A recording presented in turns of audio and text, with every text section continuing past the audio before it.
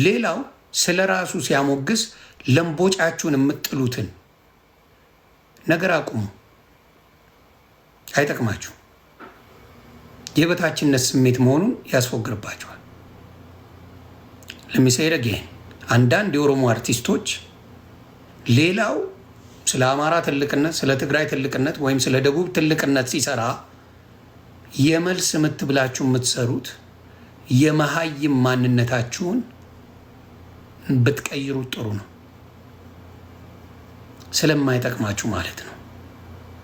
የበታችነት ስሜት ስላሰቃያችሁ ነው። ስለዚህ ያንን ነገር ብታስተካክሉ ለእናንተ መልካም ነው ብዬ አስባለሁ። አይጠቅማችሁ። የኦሮሞንም ህዝብም አታሰድቡት። ኦሮሞ ስደቡልኝ እያለ የስድብ ዘፈን አዘጋጁ እያለ የሚል ማንነት የለውም።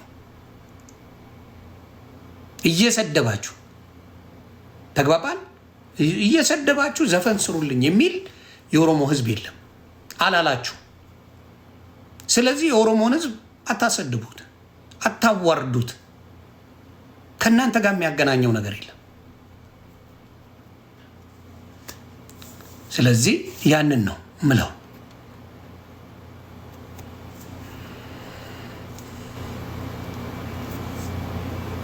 ተግባብተና ማንም ኦሮሞ ብሎ የስድብ ዘፈን የሚዘፈን የለም። አማራ ብላችሁ ግን ብዙ ስድብ ሰርታችኋል። የጊዜ ጉዳይ ነው። እናንተ ያንን ስድብ የሰራችሁ ሰዎች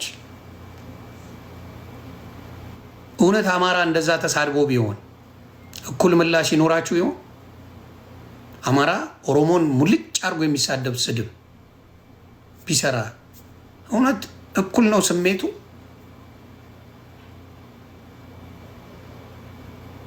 ጭንቅላታችሁ እንደማይሰራ የምነግራችሁ ለዛ ነው። አይጠቅምም። የራሳችሁን ባህል ማስተዋወቅ ኦሮሞ ማድረግ ያለበት የራሱን ባህል ማስተዋወቅ፣ የራሱን ማንነት ማስተዋወቅ፣ መስራት መብቱ ነው። ግን ለሌሎቹ የመልስ ምትያል ከምትለው መሳቂያ ስለምትሆኑ ባታረጉት ጥሩ ነው። ባትሰደቡ፣ ባትዋረዱ ጥሩ ነው። አሁን አንድ አማራ መጥቶ ያንን ዘፈን ቢሰራው ያጦዙታል ነው ማለት።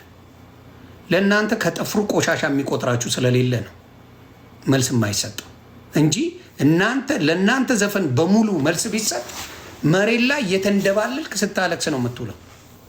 እየተንደባለልክ ብዙ መልስ መስጠት የሚቻለው ዘፈኖች ነበሩ በኦሮምኛ ለተሰሩ ብዙ ከጥፍር ቆሻሻ ስለማትቆጠሩ ነው። ተቀየሩ። ሰው ዘመን አይቀይረውም እንዴ? ዘመን አይቀይራችሁ?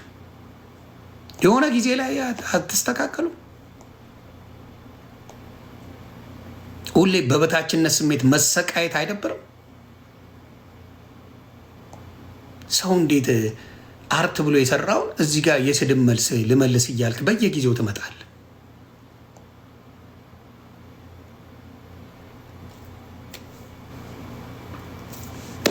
ይህንን ነው ምለው።